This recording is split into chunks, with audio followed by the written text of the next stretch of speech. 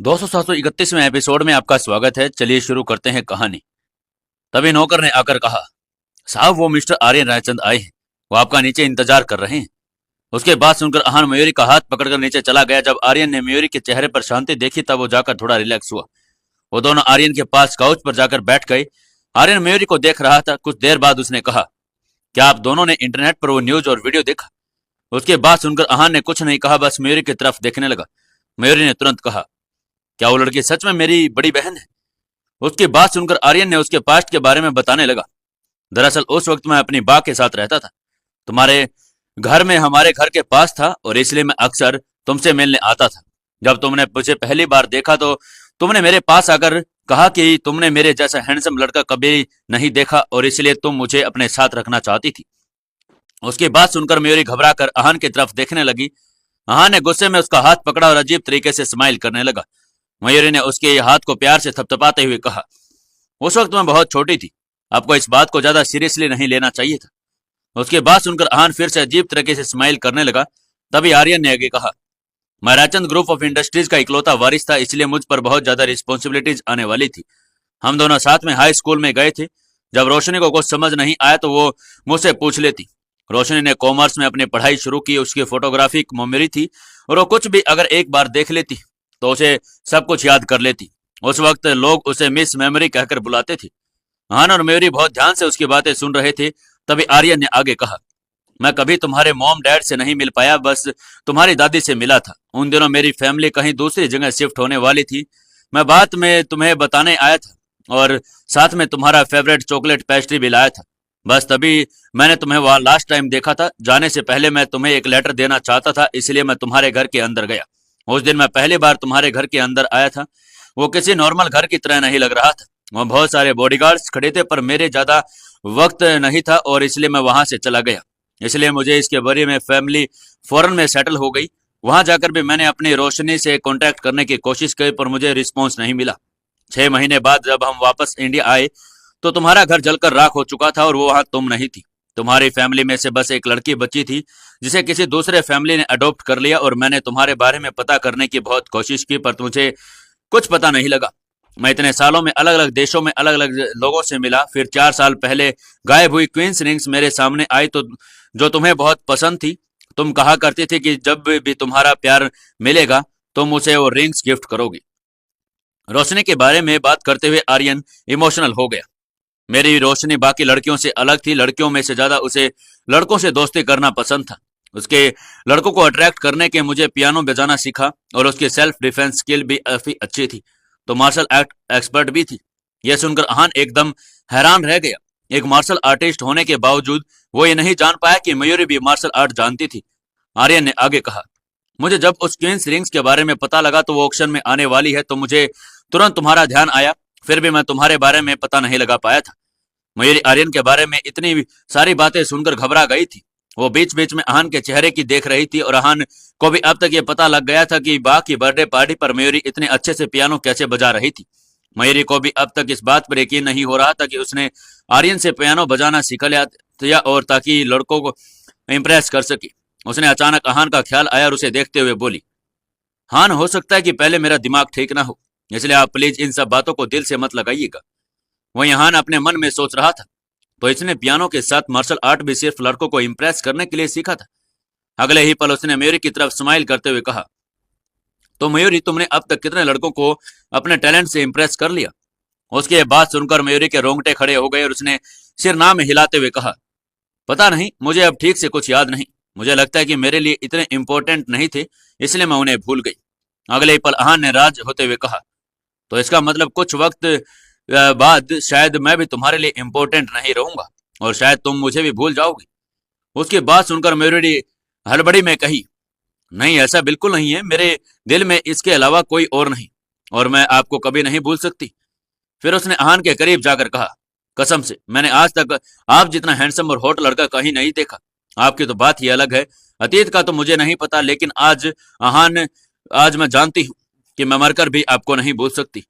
उसके बात सुनकर अहान के चेहरे पर स्माइल आ गई और मन में बोला, झल्ली।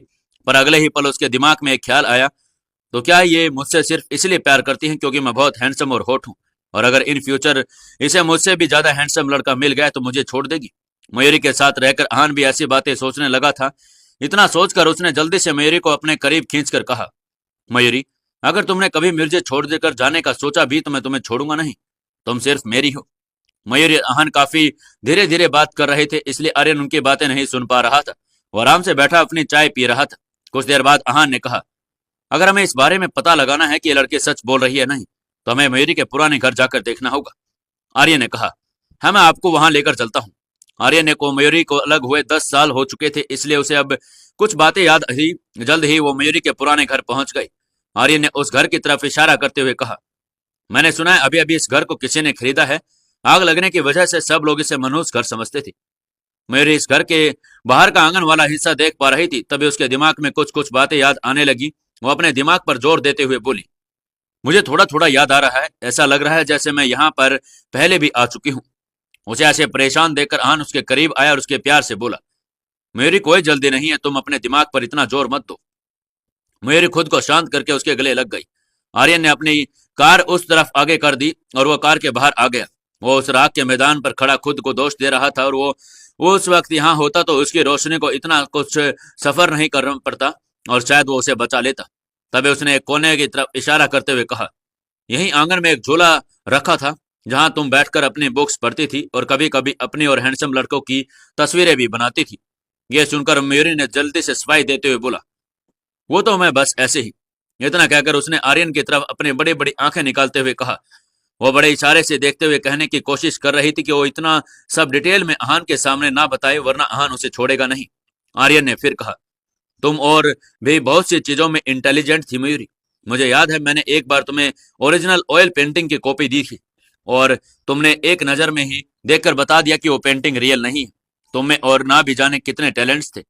आर्यन हमेशा पीछे छिपकर ही रोशनी से मिला करता था और जब भी उसे कुछ सिखाता तो उसे लगता कि उन्हें पहले भी इन सब की नॉलेज है। मयूर को बेशकीमती ऑयल पेंटिंग्स के बारे में कुछ पता था, तो एक नॉर्मल मिडिल क्लास फैमिली से होने के बाद रोशनी ये सब कैसे जान सकती थी, ये आज उस तक समझ नहीं आया था।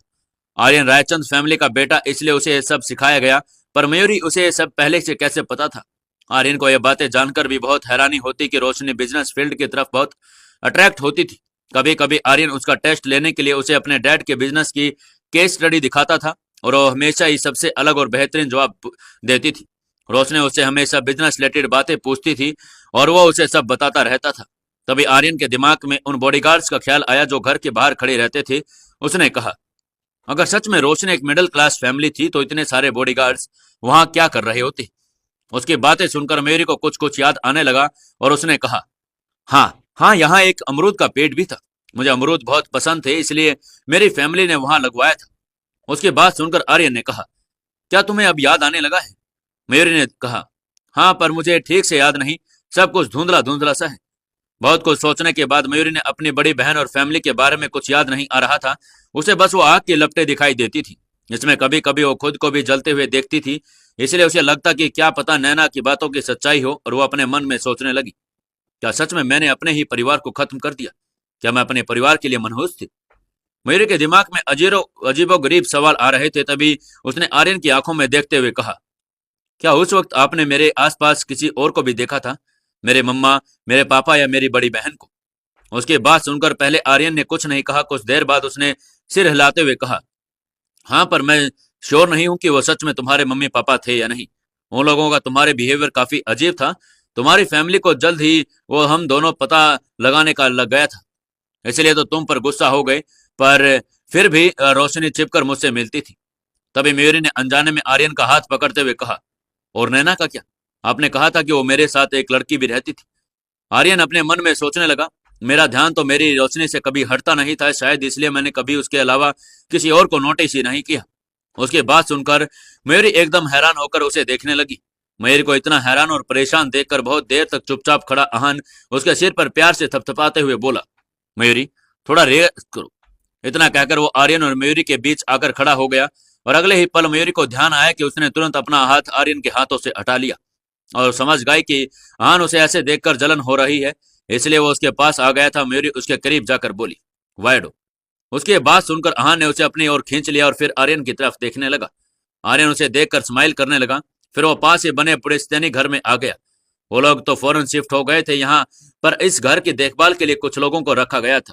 आर्यन ने वहां खड़े होकर बालकनी की तरफ इशारा करते हुए कहा, वो मेरा रूम है, वहां तुम मुझसे पियानो सीखने के लिए आती थी और कभी कभी तो वहीं सो जाती थी।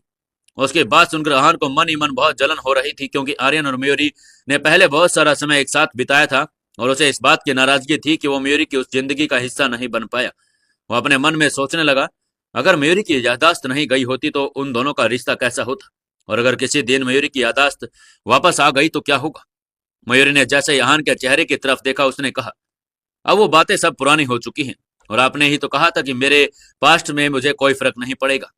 उसके बाद सुनकर आहान ने कहा, मयूरी मुझे नहीं पता था कि तुम बचपन से ही फ्लर्ट करने में एक्सपर्ट थे। वहीं मयूरी अपने मन में सोच रही थी, क्या मैं सच में इन्हें मेरे पास्ट से इतना फर्क पड़ रहा है? क्या मयूरी को पास्ट याद कर पाएगी या नहीं? आखिर क्या थी सच्चाई मयूरी की? जानने के लिए जुड़े रहिए हमारी इस कहानी के साथ। दोस्तों, 732वें एपिसोड में आपका स्वागत है। चलिए शुरू करते हैं कहानी। मयूरी ने आहान की तरफ देखा तो उसके अतीत के बारे में सुनकर उसके चेहरे का रंग बदल गया। उसने मन में सोचा, अभी तक मुझे कुछ याद नहीं, तब तक इनकी आंखें खून की तरह लाल हो गई। अगर मेरा अतीत मुझे वैसा कुछ याद आ गया तो मेरा और आर्यन का रिश्ता तो नहीं याद मुझे। और उसने कह दिया अच्छे दोस्त थे, तो क्या मुझे मान लेना चाहिए? हाँ, मान लेना चाहिए। नहीं, पता नहीं। मयूरी इन सब ख्यालों में खोई हुई थी, तभी आर्यन की आवाज से चौंक गई। मयूरी, हाँ क्या हुआ? मयूरी ने हड़बड़ाते हुए कहा। तभी आर्यन ने कहा, तुम्हें पता है कि तुम बहुत बार मेरे पास जाकर सोया करती थी। तुम्हें मेरा हाथ पकड़कर सोना बहुत पसंद था। बहुत बार बार ऐसा होता कि तुम्हें रात को नींद नहीं आती जब तुम मेरे पास आ जाती और मेरा हाथ पकड़कर सो जाती थी। ये बातें सुनकर मयूरी ने अपना सिर पकड़ लिया। उसने मन में सोचा, कोई इसके मुंह पर टेप लगाओ, कहीं जिसका मुझे डर है वही ना हो जाए। उसने आहान को देखा और कहा, आहान, मिस्टर आर्यन जो भी बोल रहे हैं वो सब अतीत की बातें हैं जिसके बारे में मुझे कुछ भी याद नहीं, और मैं तो इन्हें सिर्फ दोस्त मानती हूँ और ना ही इसके बारे में कुछ ज्यादा सोचने की जरूरत नहीं है। जब आहान ने कुछ सेकंड्स के अपने कुछ नहीं कहा तो मयूरी ने फिर कहा, आहान, हर किसी के बचपन से अजीब सी यादें जुड़ी होती हैं, उनके बारे में ज्यादा नहीं सोचना चाहिए। आपका भी तो अतीत था, पर मैंने तो उसे अपनाया ना, आपको भी अपना लेना चाहिए। यह सुनकर आहान ने कहा, मुझे मेरा अतीत याद था और मैंने तुम्हें सब कुछ बता दिया था, पर तुम्हें तो कुछ याद भी नहीं है। आहान ने ये सब बातें गुस्से में बोली थी, इसलिए उसे एहसास नहीं हुआ कि मयूरी की बातें बुरी लग गई थी, पर मयूरी ने इसके बारे में जाहिर नहीं होने दिया। आहान ने कहा, तुम ऐसे किसी के बेड पर जाकर कैसे सो सकती हो? उसका गुस्सा साफ झलक रहा था। मयूरी को समझ नहीं आ रहा था कि वो क्या करे, और उसके लिए आहान को शांत करना बहुत जरूरी था। उसने अब सिर पकड़ लिया, क्योंकि आर्यन चुप होने का नाम नहीं ले रहा था। वो बार बार उसके बचपन से जुड़े लड़कों के किस्से बता रहा था। आहान का दिल जलकर राख हो चुका था। मयूरी आहान के करीब आ गई और उससे कहने लगी, आहान, मेरे दिल में सिर्फ आप हैं और कोई नहीं। मैं आपके अलावा ना किसी का हाथ पकड़ूंगी और ना ही किसी को प्यार करूंगी। मैं सिर्फ आपसे प्यार करती हूँ और किसी से नहीं। मेरे दिल और दिमाग शरीर पर सिर्फ आपका हक है। ये बोलते हुए मयूरी की जीभ निकल गई। उसे लगा कि उसे ऐसा नहीं बोलना चाहिए था। भले ही वो आहान से बहुत प्यार करती है, पर इस तरह से सबके सामने अपने प्यार का इजहार करना, हक देना शायद सही नहीं था। जब आहान ने बात सुनी तो उसके चेहरे पर मुस्कान आ गई। उसका सारा गुस्सा उड़ गया था। उसने मयूरी का माथा चूम लिया और कहा, झल्ली। जब वो वापस आए तो आहान ने आर्यन से पूछा, मिस्टर आर्यन, आपने कहा था कि आपने यहाँ पर किसी और लड़की को भी देखा था। वो कौन थी? आपको याद है वो कैसी दिखती थी? आर्यन ने याद करते हुए कहा, वो लड़की रोशनी की उम्र की ही थी। दिखती भी इसके जैसी थी। पतली दुबली, सुंदर साफ चेहरा और लंबे काले घने बाल। वो ज्यादातर दरवाजे के पास खड़ी होती थी और हमेशा वो अलग तरह के कपड़े पहनती थी। उसका स्टाइल काफी अलग था। इसके बाद आर्यन को कुछ और याद आया और उसने कहा, जब मैं पहली बार उस लड़की को देखा था तब वो बिल्कुल रोशनी जैसी लग रही थी, इसलिए मैं तुरंत उसके पास भागा, पर पास जाने का पता चला कि वो रोशनी नहीं थी। हाँ ने इसलिए फिर पूछा, तुम्हें याद है कि वो एग्जैक्टली कैसे दिखती थी? आर्यन मुस्कुराया और उसने कहा, मैंने कभी उसे ध्यान से देखा ही नहीं। मेरी नजर और ध्यान हमेशा मेरी रोशनी पर रहती थी। एक बार फिर मयूरी ने अपना सिर पकड़ लिया और उसने सोचा, इतनी मुश्किल से वायडा को शांत किया था, कहीं फिर से गुस्सा ना हो जाए। पर मयूरी की सोच के अपोजिट इस बार आहान ने उसका हाथ पकड़ा और कहा, अब क्या कर सकते हैं, मेरी मयूरी है इतनी प्यारी कि उस पर से किसी की नजर नहीं हट सकती। यह सुनकर मयूरी ने मन में सोचा, वाह, वायडो का दिल भी मुलायम हो सकता है। आहान जानता था कि आर्यन ने सब बातें जोर जोर कर इस बार क्यों दोहरा रहा था। अब उसे इस बात से कोई फर्क नहीं पड़ता, क्योंकि मयूरी ने उसके सामने कह दिया कि वो उसे प्यार करती है। वो लोग वहां पर नैना के बारे में पता करने आए थे, इसलिए आर्यन को ऐसा बार बार नहीं कहना चाहिए था। अहान समझ गया कि आर्यन बस उसे उकसाने की कोशिश कर रहा है और अगर उसे गुस्सा आ गया तो वो शायद अपने प्लान में सक्सेसफुल हो जाएगा। अब अहान ने भी ईंट का जवाब पत्थर से देने का फैसला कर लिया था। उसने मयूरी को अपने करीब खींचा और प्यार से कभी उसके गाल खींचता तो कभी उसका हाथ पकड़ लेता। मयूरी ये सब समझ रही थी, इसलिए कुछ रिएक्ट नहीं कर रही थी। तभी उसने आर्यन से पूछा, क्या आपको सच में उस लड़की का चेहरा याद नहीं? उसकी हाइट, उसका स्टाइल, क्या आपके घर में जो लड़की आती थी वो भी वही थी? मयूरी ने अपने आसपास की जगह तो नहीं जानी पहचानी लग रही थी। उसे आर्यन की बताई हुई कोई भी बात याद नहीं थी, इसके लिए उस सब बातों पर विश्वास करना मुश्किल हो रहा था। तभी आर्यन ने कहा, वो काफी हद तक तुम्हारे जैसी दिखती थी। अहान ने अब मयूरी की तरफ देखा और कहा, मेरी वो लड़की और टीवी वाली लड़की एक ही हैं या नहीं ये पता लगाना कोई मुश्किल काम नहीं है। हम उसका डीएनए टेस्ट करवा सकते हैं। उसने जिस चैनल को इंटरव्यू दिया उस चैनल के पास उसका नाम, पता और नंबर जरूर होगा। दोनों इस बात से सहमत थे। डीएनए टेस्ट करवाना इस बात का पता लगाने के लिए सबसे आसान तरीका था, मगर अहान रायजादा और आर्यन रायचंद मिलकर किसी इंसान का पता लगाना चाहे तो उनके लिए मुश्किल नहीं होगा। वो ये काम आसानी से कर सकते थे। हाँ, जब वहां से जाने लगा तब अचानक रिया भागते हुए वहां आई और उसने कहा, सर सर वो लड़की। अहान ने पूछा, कौन लड़की? रिया ने कहा, वो इंटरव्यू वाली लड़की। नैना, हम नैना को ढूंढ रहे थे पर वो तो खुद चलकर यहाँ आ गई। जब उसे पता चला कि आप लोग यहाँ आए हैं वो भी यहाँ आ गई। वो आउट ऑफ कंट्रोल हो गई है। गार्ड्स उसे बाहर रोका हुआ है। रिया ने अपनी बात पूरी की तभी मयूरी ने अहान का से अपना हाथ छुड़वाया और बाहर भाग गई। उसने इतने सालों बाद आज पहली बार अपने परिवार के बारे में कुछ पता चलने वाला था। कोमा से निकलने के बाद आज ऐसा कुछ पहली बार हो रहा था। मयूरी जैसे बाहर आई उसने देखा कि एक लड़की वहां खड़ी थी। उसका चेहरा बालों से ढका हुआ था। बॉडीगार्ड्स ने उसे घेर कर रखा था। जैसे ही नैना ने किसी कदमों की आहट सुनी उसने सामने देखा। जब उसने मयूरी नजर आई तो वो जोर से चिल्लाई, तेरी हिम्मत कैसे हुई यहाँ आने की? तुझे हमारी खुशियों को आग लगाकर चैन नहीं मिला क्या? मर क्यों नहीं गई तू? नैना जिस तरह से बात बोल रही थी उसे लग रहा था कि वो जैसे मयूरी से बहुत नफरत करती है और वो उसे मारना चाहती है, पर बॉडीगार्ड्स ने उसे रोक कर रखा था। नैना बहुत गुस्से में थी। उसने कहा, तेरी मनुष्यत की वजह से ही ऐसा हुआ। मेरा परिवार तेरी वजह से खत्म हो गया। तुझे जितनी बद्दुआएं दूं उतनी कम होगी। भगवान करे तू कभी खुश ना रहे और एक बार बहुत बुरी मौत मरे। ऐसा लग रहा था कि अगर बॉडीगार्ड्स नैना को छोड़ देते तो वो उसे वहीं जान से मार देती। जब नैना ने अपने आप को छुड़वाने की कोशिश कर रही थी तब उसके चेहरे से स्कार्फ हट गया और उसके चेहरे पर एक बेहुदा निशान सबको दिखाई दे गया। ऐसे होते ही नैना ने सबको अपना मुंह हाथों से ढक लिया और नीचे बैठ गई और जोर जोर से रोने लगी। मुझे मत दिखाओ, मेरे चेहरे से नजर हटा लो। नैना ने स्कार्फ एक बार फिर अपने चेहरे पर ढक लिया। अपने खुद को संभाला और मयूरी से कहा, यह सब तेरी वजह से हुआ है। अगर तू नहीं होती तो आज मम्मी पापा भी जिंदा होते और मेरे चेहरे पर यह दाग भी नहीं होता। तू भी मर क्यों नहीं जाती? तेरे जैसी पनौती तो मर जाना चाहिए। वो मयूरी को झटपने की कोशिश कर रही थी। तभी अहान वहां आया और उसे रोकना चाहता था, पर मयूरी ने उसे हाथ से इशारा करके पीछे कर दिया। वो नहीं चाहती थी कि अहान ऐसा कुछ करे जिसे उसकी इमेज पर सवाल उठे। मयूरी नैना को घूर रही थी। उसे उसका चेहरा बिल्कुल याद नहीं आ रहा था। उसने एक कदम आगे लेते हुए कहा, आप मेरी बड़ी बहन? वो नैना को ऊपर से नीचे देख रही थी। दूर से देखने पर वो बिल्कुल उसके जैसी लग रही थी, पर उनके चेहरे काफी अलग थे। उन्हें देखकर कोई नहीं कह सकता कि वो दोनों बहनें थी। मयूरी की बात सुनकर तो जैसे नैना पर अंगारे ही बरसने लग गए। उसने चिल्लाते हुए कहा, नहीं नहीं नहीं नहीं, तेरी जैसी बहन होने से अच्छा है मेरी बहन ही ना हो। अपने आप को मेरी बहन कहने की कोई जरूरत नहीं है। जब नैना ने देखा कि अहान भी वहीं खड़ा है तब उसने अहान से कहा, मिस्टर रायजादा, इसकी खूबसूरती के पीछे मत जाइए। यह बहुत मनहूस है। इसने मेरे परिवार को तो खा ही लिया, आपके परिवार को भी खा जाएगी। रायजादा परिवार को कुछ हो गया तो आप लोग क्या करेंगे? अगर आपको कुछ हो गया तो आपका सारा बिजनेस बर्बाद हो जाएगा। सारा बिजनेस आपके सौतेले काका काकी के पास चला जाएगा। ऐसे रिश्ता जुड़ने के बाद आप बर्बाद हो जाएंगे। अपने बा के बारे में सोचिए, अपने बच्चे के बारे में सोचिए। ये डायन है जो सबकी खुशियां खा जाती है। नैना जिस तरह से सारी बातें बोल रही थी ऐसा लग रहा जैसे वो राजदा परिवार की पूरी रिसर्च करके आई थी। जो भी बोल रही थी बिल्कुल एक एक शब्द सोच सोच कर बोल रही थी। मयूरी ने जब नैना की तरफ देखा तो उसकी आंखें गुस्से में लाल थी। उसने नफरत दिखाई दे रही थी और कोई अपनी बड़ी बहन से इतनी नफरत कैसे कर सकता है। मयूरी आगे बढ़ी और उसने कहा, नैना आपने कहा कि मैं मनहूस हूं। जो भी हुआ मेरी वजह से हुआ। आपके कहने का मतलब क्या था? नैना ने कहा, तेरी इतनी हिम्मत कि आज तुम मुझसे सवाल कर रही है। मम्मी पापा ने सबसे ज्यादा तुझे प्यार किया, तूने उन्हें ही मार दिया। मयूरी का दिल जैसे गले में आ गया और उसने कहा, मैंने मार दिया? मयूरी की बहन नैना ने कहा, हाँ, तेरी जान बचाने के चक्कर में ही तो वो जल के राख हो गई। उनके शरीर पर कोई निशानी नहीं बची और सब राख हो गया। ये सब इसलिए क्योंकि उन्हें तुझे बचाना था। तुझे बचाने के चक्कर में उन दोनों की जान चली गई। मेरे चेहरे पर हमेशा के लिए दाग रह गया। अब तेरी वजह से मुझे मुंह छिपाकर घूमना पड़ता है। ये बातें सुनकर भी मयूरी बहुत दुखी हो गई। उसे ऐसा लग रहा था जैसे किसी ने उसका कलेजा निकाल लिया हो। नैना ने एक एक शब्द उसके दिल पर तीर की तरह लग रहे थे। मयूरी ने के सवालों का बवंडर था और जिसे वो चाहकर भी सुलझा नहीं सकती थी। क्या सच में ये सब मेरी वजह से हुआ था? क्या सच में मैंने ही अपने मम्मी पापा को मार दिया? नैना के इस हालात की जिम्मेदार क्या सच में मैं हूं?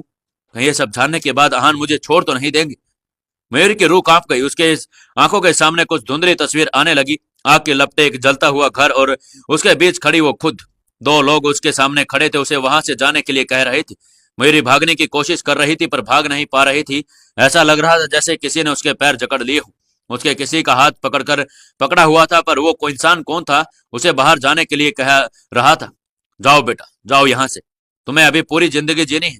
वादा करो तुम हमेशा खुश रहोगे और खुलकर अपनी जिंदगी जियोगे। इन सभी बातों को मयूरी का सिर घूम रहा था। अभी उसे सब कुछ याद अच्छे से नहीं आ रहा, पर वो आग के लपटे और उसका बुरा सपना, ये सब बातें उसके कानों में गूंज रही थी। क्या मयूरी सब कुछ याद कर पाएगी? जानने के लिए जुड़े रहिए हमारी इस कहानी के साथ। दोस्तों, 733वें एपिसोड में आपका स्वागत है। चलिए शुरू करते हैं कहानी। मयूरी की बहन नैना वहां पहुंची और वो मयूरी को बहुत बुरा कर रही थी। तभी उसे कुछ कुछ याद आने लगा था। वो पुरानी बातों को याद करने की कोशिश कर रही थी। उसका सिर फटने लगा। वो जमीन पर बैठ गई, फिर जोर से चिल्लाई। उसे ऐसे देखकर आर्यन उसकी ओर बढ़ा। मयूरी, पर वो कुछ परवाता उससे पहले ही आहान ने झुककर उसे अपने बाहों में समेट लिया। फिर प्यार से समझाते हुए कहा, मयूरी, तुम इतना ज्यादा क्यों डर रही हो? यह सब हम पर छोड़ दो। हम अभी भी इस मामले को इन्वेस्टिगेट कर रहे हैं। उसके बाद सुनकर मयूरी ने सिर उठाया और अपनी कांपती हुई आवाज में बोली, मुझे मेरे अतीत की कुछ कुछ तस्वीरें दिखाई दे रही। वो बड़ी बड़ी आग की लपटें, उनमें सब कुछ जलकर राख हो गया। मयूरी खुद को शांत करने की कोशिश कर रही थी, पर अपने दिमाग पर उन तस्वीरों को हटा नहीं पा रही थी। उस दिन जब मयूरी को हॉस्पिटल में होश आया, तब उसकी यादाश्त जा चुकी थी और जब से उसने आग के लपटों में फंसा होने का सपना आता था। वो उस आग से बचकर भाग जाना चाहती थी, पर उसके पैर वहां से हिल भी नहीं पा रहे थे और वह साथ ही कुछ और भी लोग आग में फंसे हुए थे। ये सब इमेजिन करके मयूरी का दम घुटने लगा था। फिर सोजल ने उसकी मदद की, पर आज नैना के शब्दों ने उसे फिर से वहीं पर लाकर खड़ा कर दिया। तभी नैना ने कहा, अगर तुम्हें जरा भी इंसानियत है तो अपने माँ बाप को मारने की सजा तुम्हें खुद अपने आप को देनी चाहिए। अब जब परिवार बर्बाद हो चुका है तो तुम्हें भी खुश रहने का कोई हक नहीं। तुम्हें तो नर्क में भी जगह नहीं मिलेगी। आज वहां पर मयूरी अकेली होती तो नैना पक्का उसे नुकसान पहुंचा देती। जब वो लगातार मयूरी पर चिल्लाए जा रही थी, हाँ ने उसकी ओर घूम कर देखा और उसकी ऐसी नजरें देख नैना डर के मारे कांपने लगी। तब हाँ ने मयूरी को दोनों हाथों से पकड़कर ऊपर उठाते हुए कहा, मयूरी, मैं हमेशा तुम्हारे साथ हूं। अगर मुझे तुम्हारे साथ जहन्नम में भी जाना पड़े तो मुझे कोई प्रॉब्लम नहीं। उसकी बात सुनकर जैसे मयूरी को एक अलग ही हिम्मत मिल गई। वो नैना के पास जाकर बोली, तुमने कहा कि मेरे मॉम डैड ने मुझे बचाने के लिए जान दे दी, पर तुम उस वक्त कहां थी? उसकी बात सुनकर नैना ने गुस्से में कहा, क्या तुम अंधी हो जो तुम्हें मेरा जला हुआ चेहरा दिखाई नहीं दे रहा? क्या तुम ये चाहते हो कि मैं भी उस आग में जलकर मर जाती? अच्छा रहता। पर फिर भी किसी को यह बात पता नहीं चलता कि तुमने ही अपने माँ बाप की जान ली। मैं तो चाहती हूँ कि पुलिस तुम्हें जिंदगी भर जेल में लिए डाल दे और तुम्हें री सिर्फ जगह वही पर है। नैना गार्ड को धक्का देकर मयूरी की तरफ बढ़ी, पर उस पर चिल्लाने के अलावा कुछ नहीं कर सकी। वह इस वक्त मयूरी पर इल्जाम लगा रही थी और उसे कोस रही थी, पर मयूरी अब तक शांत हो चुकी थी। मयूरी ने कहा, इंटरव्यू में तुमने कहा कि मैंने अपने माँ बाप से झगड़ा कर लिया था और मैं उनकी बात नहीं मान रही थी और गुस्से में आकर अपने रूम में आग लगा दी, जिसकी वजह से उसमें जलकर मर गई। पर मुझे यह बताओ कि मैं अपने माँ बाप के साथ लड़ क्यों रही थी? उसकी बात सुनकर वो दंग रह गई। फिर दांत पीसते हुए बोली, तुम सब कुछ अपनी मर्जी से करना पसंद करती थी। तुम हर रोज मोम डैड को परेशान किया करती थी। फिर जब मैं तुम्हें कुछ कहती तो तुम आंगन में आकर बैठ जाती। मयूरी ने सीधा जवाब देते हुए कहा, पर मुझे तो ऐसा कुछ भी याद नहीं है। इतना कहकर वो आर्यन की ओर देखने लगी, ये जानने के लिए कि नैना की बातों में कितनी सच्चाई है। जब से नैना यहाँ आई थी तब से वो कुछ भी नहीं कह रहा था और बहुत अजीब नजरों से उसे देख रहा था। तभी नैना ने मयूरी का हाथ पकड़ते हुए कहा, तुमने तो इतना सब कुछ कर दिया। मुझे तो अब सब कुछ याद रहेगा, इसलिए तो मुझे ये सब याद है, ताकि तुम भूल जाओ तो मैं तुम्हें याद दिला सकूं। तुमने जो किया है उसका मैं तुमसे बदला ले सकूं। जैसे ही नैना ने मयूरी का हाथ पकड़ा, मयूरी ने उसकी कलाई मरोड़कर और उसके घुटनों पर एक किक मारी, जिससे वो जमीन पर घुटनों के बल जा गिरी। फिर मयूरी ने उसकी ओर झुककर कहा, तुमने जो भी कहा है उसमें मुझे कुछ भी याद नहीं। भले ही हमारे घर में आग लगी हो, पर तुम्हारा चेहरा भी बिगड़ गया हो, पर उस वक्त मैं कहाँ थी? 4 साल पहले घायल हालात में मेरी सुजल को मिली थी, पर जब 10 साल पहले उसके घर में आग लगी होगी तो उसकी उम्र भी ज्यादा नहीं होगी। पर उसके परिवार के साथ इतना बड़ा हादसा हुआ तो इतने टाइम तक अचानक कहाँ गायब हो गई? और अगर नैना उसे इतनी नफरत करती थी तो उसने अब तक उससे बदला क्यों नहीं लिया? उसने पूरे 10 साल का इंतजार किया और जब उसकी आहन की एंगेजमेंट होने वाली है तब वो अचानक से सामने आ गई। मयूरी के दिमाग में ही सब घूम रहा था। उसकी बात सुनकर नैना बोली, जब बात का जवाब तुम अपने आप से पूछो। मॉम डैड ने तुम्हें बचाने के लिए अपनी जान दे दी, फिर तुम बिना कुछ कहे वहां से बताई चली गई। तुम तो उन्हें आखिरी बार देखने तक नहीं आई और पूरे 10 सालों तक गायब रही। सबको यही लगा कि तुम मर चुकी होगी।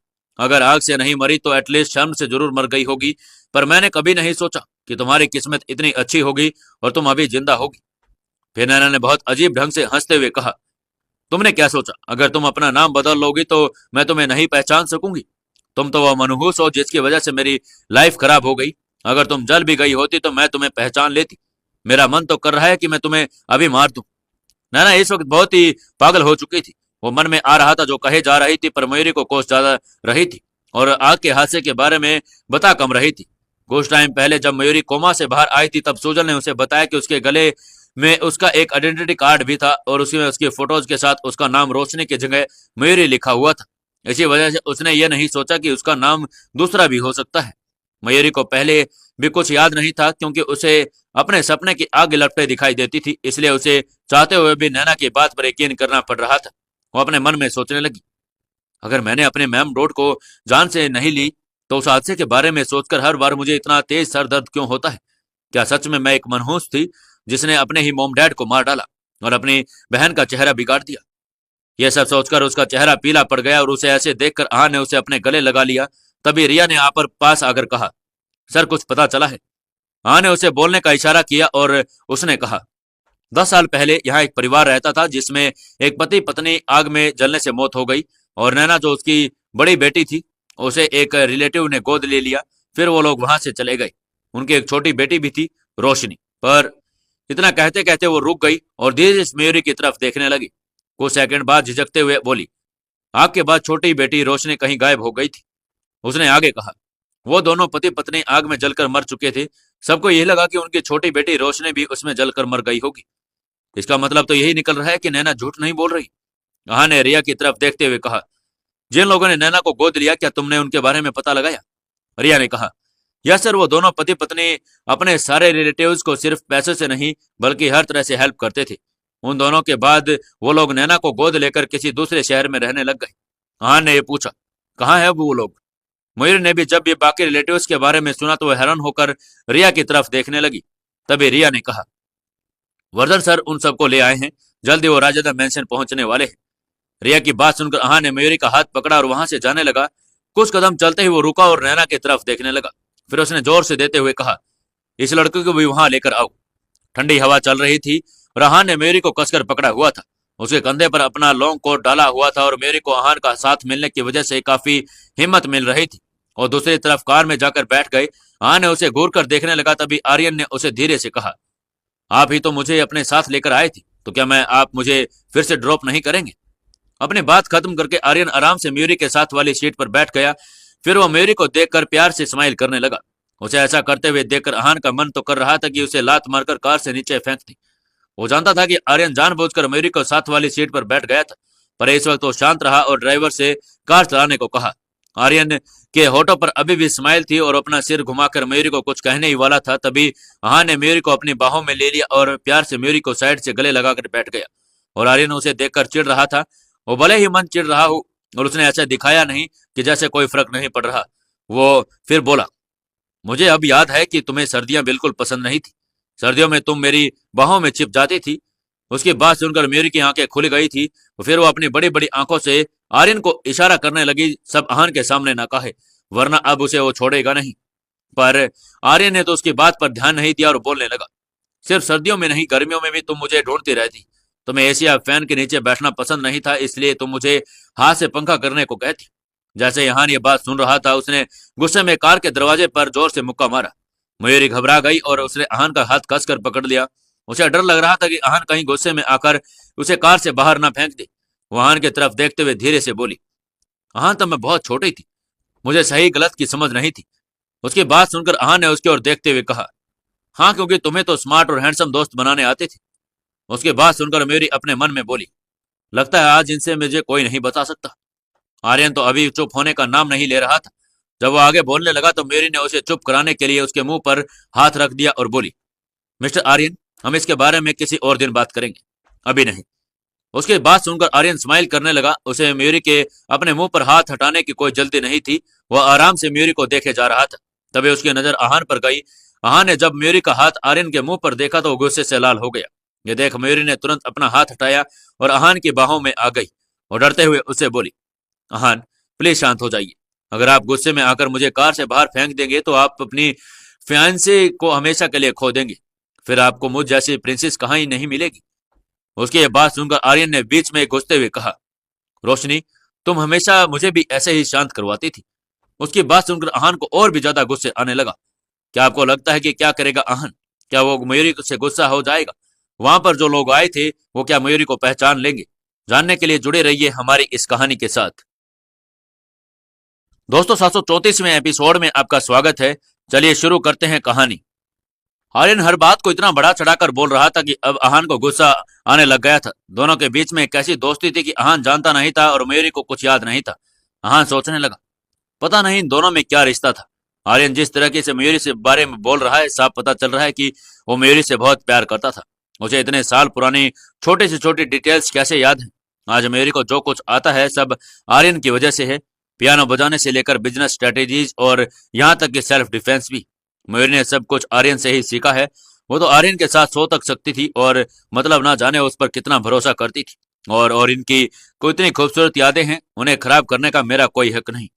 आहान के दिमाग में सब चल रहा था। तभी अचानक से ड्राइवर ने झटके से ब्रेक लगाकर कार रोकी और तीनों झटके से आगे आ गई। दोनों ने एक साथ मयूरी को संभाला और कहा, मयूरी, तुम ठीक हो? रोशनी, तुम ठीक हो? मयूरी ने आहान की तरफ देखा और कहा, हाँ, मैं ठीक हूँ। फिर आहान ने ड्राइवर से पूछा, क्या बात है, तुमने अचानक से कार क्यों रोक दी? ड्राइवर ने कहा, सर, हमारे सामने कुछ लोग आ रहे हैं, ऐसा लग रहा है जैसे वो रिपोर्टर्स हैं। तीनों ने जब ध्यान से देखा तो वो लोग बड़ा एक झुंड उनकी तरफ आ रहा था और उन सबके हाथ में माइक और कैमरा था और सब लोग अलग अलग चैनल से अलग अलग रिपोर्टर्स थे। बॉडीगार्ड दूसरी कार में थे और वो वहां पर पहुंच पाते इससे पहले उन लोगों ने उन तीनों को कार से घेर लिया और उन लगातार फ्लैश लाइट्स हो रही थी। आर्यन ने कहा, इन लोगों को किसने बताया कि हम मेहता हाउस गए थे? आहान आर्यन को घूरने लगा। जाहिर सी बात थी कि यह बात नैना के अलावा कोई और उन्हें नहीं बता सकता। जब नैना मीडिया को इंटरव्यू दे सकती है, फिर इन लोगों को यहाँ बुलाना कौन सी बड़ी बात थी?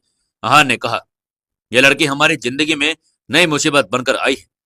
मयूरी ने परेशान होते हुए कहा, अब हम यहाँ से कैसे निकलेंगे? यह सुनकर ड्राइवर ने कहा, जब तक ये लोग यहाँ पर हैं हम यहाँ से नहीं जा सकते। गाड़ी थोड़ी सी भी आगे नहीं बढ़ा सकती। कुछ पल ही दूसरी कार वहां आ गई। बॉडीगार्ड आगे उन रिपोर्टर्स को हटाने लगे और उन्होंने कहा, चले जाइए यहाँ से, सर आपकी कोई भी बात का जवाब नहीं देंगे। जाइए, प्लीज हमें डिस्टर्ब मत कीजिए। बॉडीगार्ड उन्हें दूर हटाते रहे, हिलने का नाम नहीं ले रहे थे। इतने में उन्होंने देखा कि कार की विंडो नीचे हो रही थी।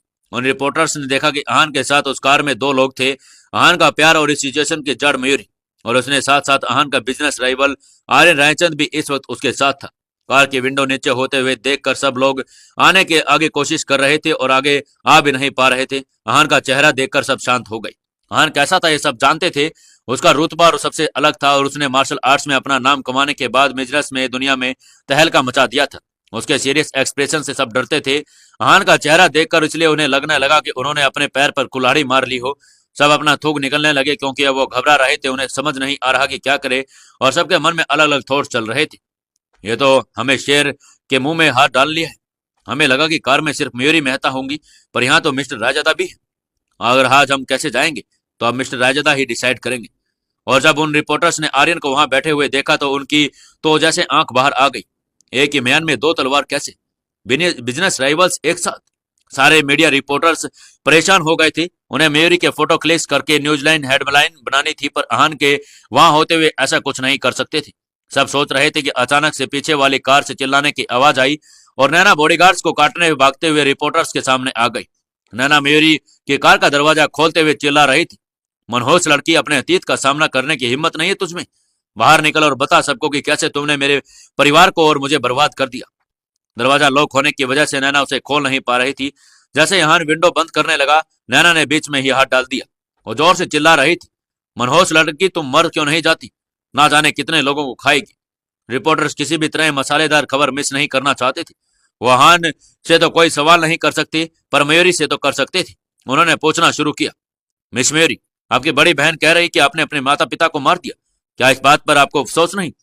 आपकी वजह से आपकी बहन का चेहरा खराब हो गया। क्या आपको पछतावा नहीं है? मिस मयूरी, क्या आप राजेदा खानदान की बहू बनने वाली हैं? क्या आपको डर लग रहा है कि आपका अतीत आपके आलीशान सपने तोड़ देगा? क्या मिस्टर राजेदा जैसे इंसान को फंसाने में कैसे कामयाब हुई? आपकी बहन आपका मनहूस कह रही है। क्या आप ये जानने के बाद अहान राजेदा से शादी करना चाहती? इस वक्त सब नैना के साथ थे और सबके मन में हमदर्दी थी। यही सोच रहे थे कि नैना को इतने सब कुछ सहना पड़ा और उसका बॉडीगार्ड उसके साथ कोई बदसलूकी करे तो नैना उन पर और अहान का कैसा इल्जाम लगाकर उसका जीना हराम कर सकती थी। एक बार वो ऐसा कर देती तो चाहकर भी अहान कुछ नहीं कर पाता, क्योंकि वो जानती थी कि हम सब बेबस और लाचार हैं, दुनिया लड़की का साथ देंगे। जब मयूरी ने उनके किसी का सवाल का जवाब नहीं दिया तो रिपोर्टर्स के पास नैना से सवाल जवाब करने के अलावा कोई ऑप्शन नहीं था। उन्होंने नैना से सवाल शुरू कर दिए, मिस नैना, क्या ये आपकी छोटी बहन है? क्या इनकी वजह से आपके और आपके परिवार के साथ यह हुआ? उस हादसे के बाद क्या आप और किसी के साथ रह रही थी? क्या आपने कभी सोचा कि आपका सामना उसके अतीत से होगा? मिस नैना, आपकी अपनी छोटे बहन को क्या माफ करेंगी? रिपोर्टर्स की बातों से ऐसा लग रहा जैसे सबने मान लिया जो कुछ भी हुआ था उसकी जिम्मेदारी मयूरी की ही थी।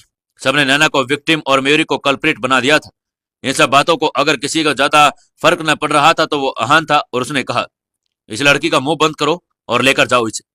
जब अहान को लगा कि बॉडीगार्ड एक लड़की को संभाल नहीं पा रहे तो खुद कार से उतरना चाहता, पर उससे पहले ही आर्यन कार से उतरा और नैना के सामने जाकर खड़ा हो गया। उसने कहा, न मेरा तुमसे कोई रिश्ता है और ना ही मयूरी से। ना मुझे राजेदा परिवार से कोई फर्क पड़ता और ना ही मेहता परिवार से। अगर मुझे गुस्सा आ गया तो मैं तुम्हारा वो हाल करूंगा कि तुम कहीं के लायक नहीं रहोगी।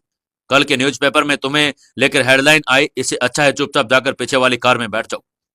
आर्यन की बात सुनकर नैना की आंख फट गई और वो कुछ बोलने वाली थी, इतने में आर्यन ने उसे जबरदस्ती गोद में उठाया और पीछे वाली कार में बैठा दिया और दरवाजा बंद कर दिया। इसके बाद उसने बॉडीगार्ड से कहा, अब अगर ये कार से उतरी तो मुझसे बुरा कोई नहीं होगा, ध्यान रखना इसका। उनके लीडर ने कहा, हाँ हम ध्यान रखेंगे।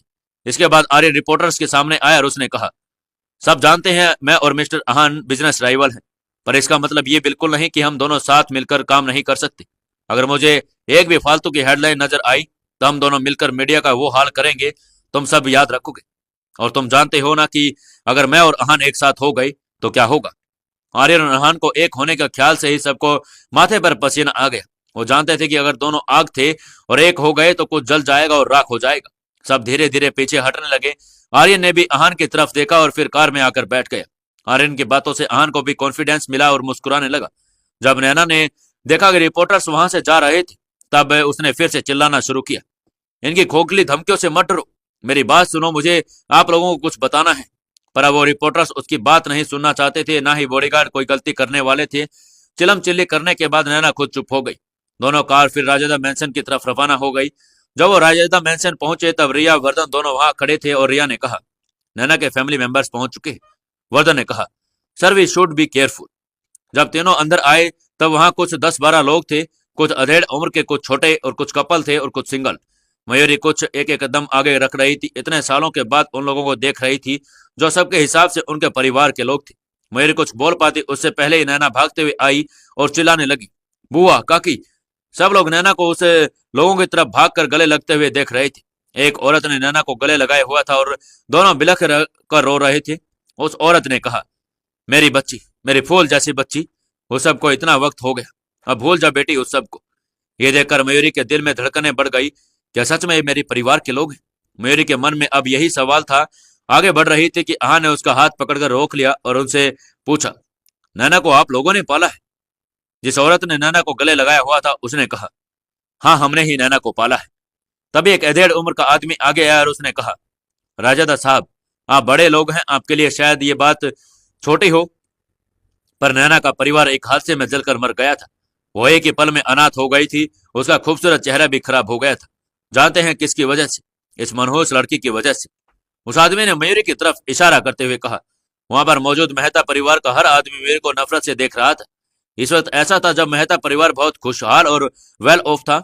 यह सब कुछ मयूरी और नैना के पिता की वजह से था। जब उनकी मौत हो गई तो पूरा परिवार बिखर गया और सड़क पर आ गया।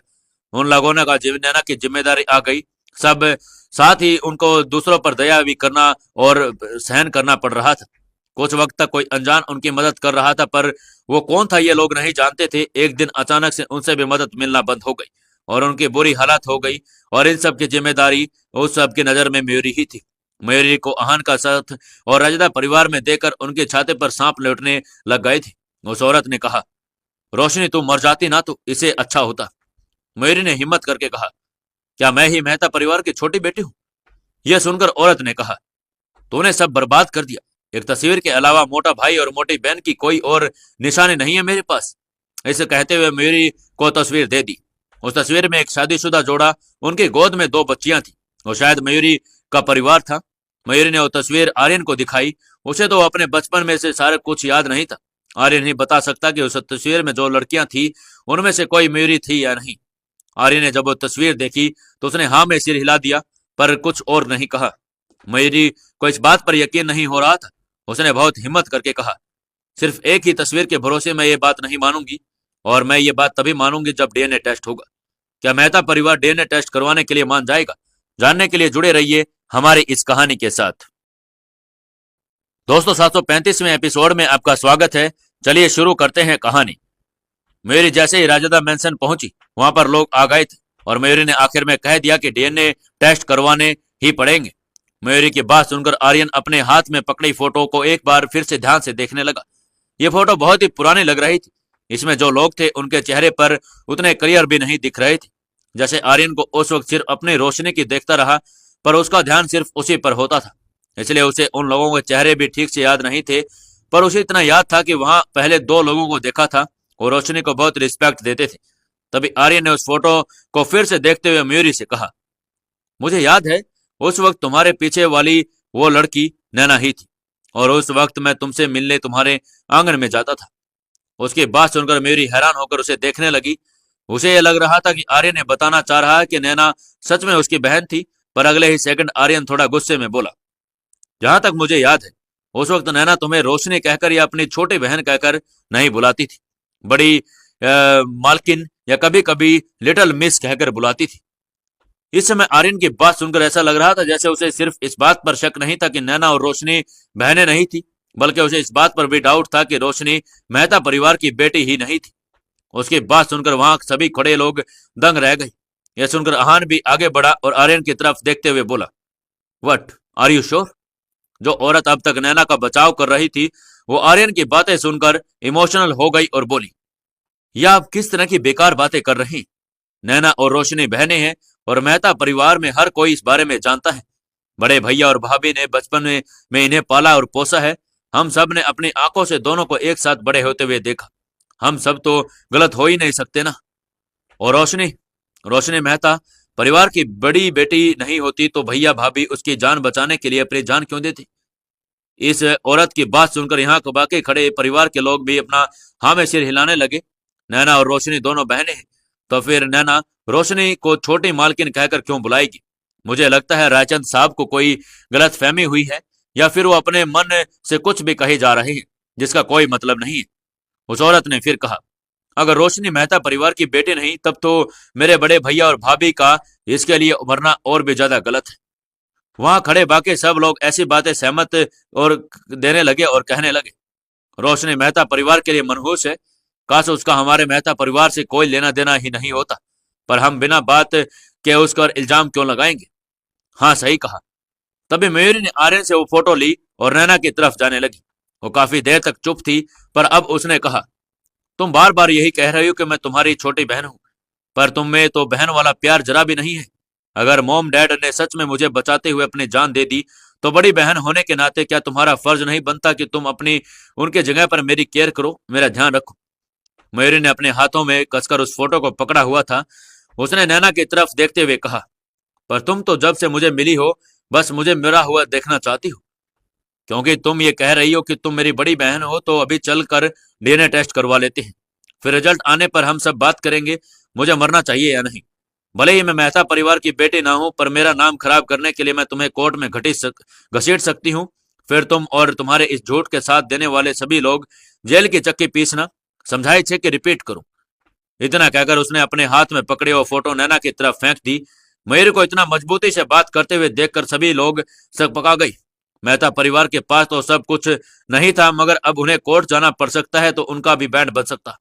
तभी नैना के साथ खड़ी औरत ने कहा, नैना इसे हमारी बात पर यकीन नहीं है, अगर इसे डीएनए टेस्ट करवाना है तो करवा लेने दो।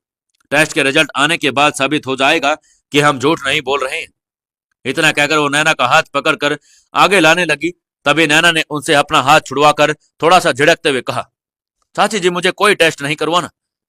उसके बाद सुनकर मयूरी ने वो कुछ गड़बड़ लगी और उसने अपनी पैनी नजरों से चारों तरफ देखा और जोर से कहा, अभी भी कुछ बाहर रिपोर्टर्स खड़े होंगे, मैं अभी जाकर उन्हें बता देती हूँ कि तुम डीएनए टेस्ट नहीं करवाना चाहती। इसका मतलब यही है कि तुम शुरू से लेकर अब तक सिर्फ झूठ बोल रही हो। तभी नैना ने चिल्लाते हुए कहा, हाँ ये सच है कि हम दोनों सगी बहनें नहीं हैं, पर तुम्हारे जन्म के बाद ही मेरे मोम डैड ने तुम्हें अडॉप्ट कर लिया था और मेहता परिवार की दूसरी बेटी बना लिया था। उन्होंने कभी भी तुम्हें अपनी सगी बेटी से कम नहीं समझा, बल्कि वो तो तुम्हें मुझसे भी ज्यादा प्यार करते थे। उन्होंने तो मुझे ये भी कहा था कि मैं अपनी दोस्त को समय रिश्तेदारों को यही कहूं कि तुम मेरी सगी बहन हो। वो नहीं चाहते कि तुम्हें अडॉप्ट करने वाले बात किसी को पता लगे, इसलिए हम लोग कुछ सालों तक विदेश में रहे और यहाँ आने के बाद पुराने घर पर आ गए। उन्होंने तुम्हें इतना प्यार किया, तुमने उनके साथ क्या किया? तुमने उन्हें आग में जलाकर मार डाला। कहते कहते उसकी आंखों से आंसू बहने लगे। इस वक्त उसके इमोशंस और आंसू दोनों सच लग रहे थे। उसकी बात सुनकर सन्नाटा छा गया। मयूरी ने कभी नहीं सोचा कि इस बहन के साथ उसके माँ बाप भी उसके सगे माँ बाप नहीं थे। मयूरी कुछ कहना चाहती पर उसके मुंह से एक शब्द नहीं निकल रहा था। नैना ने कहा, तुम मेहता परिवार के एहसानों को कभी नहीं चुका पाओगी और अब तुम इसी गिल्ट में अपनी पूरी जिंदगी बिताओ और खुश रहो। उसके शब्द मयूरी के कानों में किसी बद्दुआ की तरह गूंज रहे थे। तभी मयूरी ने नैना की तरफ देखते हुए कहा, तो फिर मेरे सगे माँ बाप कौन है? उसकी बात सुनकर नैना के होठों पर अजीब सी स्माइल आ गई। उसने कहा, ये तुम मुझसे क्यों पूछ रही हो? मुझे कैसे पता होगा? हो सकता है कि तुम्हारी मनुष्यत की वजह से तुम्हारे मोम डैड भी इस दुनिया से चले गए हों, या हो सकता है कि उन्होंने तुम्हें जानबूझकर अकेला छोड़ दिया हो। उसकी बात सुनकर मयूरी ने गुस्से में कहा, यह सब बकवास है, ऐसा नहीं हो सकता। इतना कहकर वो अहान के पास चली गई। फिर वो नैना की तरफ देखते हुए बोली, तुम्हारे पास इस फोटो के अलावा कुछ नहीं है, तो तुम कैसे कह सकती हो कि मैं ही रोशनी हूं? और अगर मैं रोशनी हूं तो मैं इस बात को 10 साल बीत चुके हूं। मुझे अब कुछ भी याद नहीं और सिर्फ तुम्हारी कहानी को सुनकर मुझे सब लोगों के गुनाहगार मान लिया है। ये थोड़ा अजीब नहीं है? इतना कहकर वो वहां सभी खड़े लोगों की तरफ देखने लगी। उसने कहा, बाहर इसने रिपोर्टर्स को बताया कि मैं इसकी सगी बहन हूं। अब ये कह रहे कि मुझे गोद लिया गया था। आगे ना जाना अभी ये और क्या क्या कहेगी। ये इंसान झूठ बोल रही है और मैं इसकी बातों पर यकीन नहीं कर सकती। मयूरी की बात सुनकर अहान ने उसके कंधों पर अपना हाथ रख दिया। वो पूरी तरह अपनी मयूरी के साथ था और उसने अपने हर एक शब्द पर जोर देते हुए कहा, मैं अभी इस मामले को इन्वेस्टिगेट करने के लिए किसी को कहता हूं, लेकिन अगर इसमें आप में से किसी की भी कोई मेरी मंगेतर के बारे में एक भी गलत शब्द और कहा तो मैं आप में से किसी और को नहीं छोड़ूंगा। अहान की बात पूरी होते ही वहां खड़े बॉडीगार्ड आगे आए। मेहता परिवार के सभी लोगों को अपने साथ लेकर जाने लगे।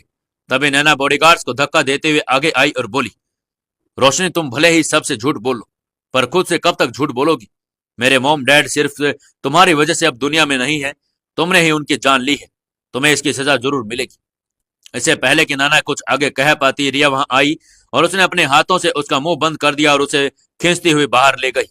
इस वक्त वहां पर सिर्फ 3 इंसान खड़े थे, अहान, मयूरी और आर्यन। उन्होंने कभी नहीं सोचा कि यह मामला इतना ज्यादा बिगड़ जाएगा। आर्यन और अहान यही सोच रहे थे कि मयूरी इस सब के बाद टूट जाएगी, पर वो तो अभी भी मजबूती के साथ वहीं खड़ी थी। कुछ देर बाद आर्यन भी वहां से चला गया। तब तक मयूरी वहीं पर खड़ी रही। वो सबको दिखाना चाहती थी कि वो मजबूत है, पर अब उसकी आंखों में आंसू गिरने लगे। उसे ऐसे देखकर अहान ने उसके हाथों को अपने हाथों में लेकर कहा, मयूरी तुम्हें मेरे सामने खुद को रोकने की और मजबूत दिखाने की जरूरत नहीं है। वो आगे कुछ कह पाता उससे पहले ही मयूरी ने अपनी कांपती आवाज में कहा, अहान, मुझे नैना के एक भी शब्द पर यकीन नहीं, पर उस फोटो को देखकर मुझे कुछ जाना पहचाना सा लग रहा है। मुझे अभी भी याद है कि मुझे वो दोनों लोग कैसे आंगन में अपनी गोद में लिए खड़े रहते थे। वो दोनों मुझे बहुत प्यार करते थे, मैं उन्हें कैसे भूल सकती हूँ। उसने आगे कहा, क्या मैं सच में इतनी महनूस हूँ? वो सब लोग तो यही कह रहे हैं कि मैंने अपने मोम डैड की जान ली। इतना कहकर उसकी आंखों से आंसू निकलने लगे। वो मेरी जो किसी के सामने कमजोर नहीं पड़ती, वो आज अहान के सामने फूट फूट कर रो रही थी। उसने देखकर अहान ने कहा, नहीं मोयरी, तुम मनहूस नहीं हो। उसने आगे बढ़कर उसे अपनी बाहों में लिया और कहा, मोयरी, मुझे पूरा यकीन है, अगर तुम रोशनी भी हुई ना, तो भी तुम किसी की जान नहीं ले सकती।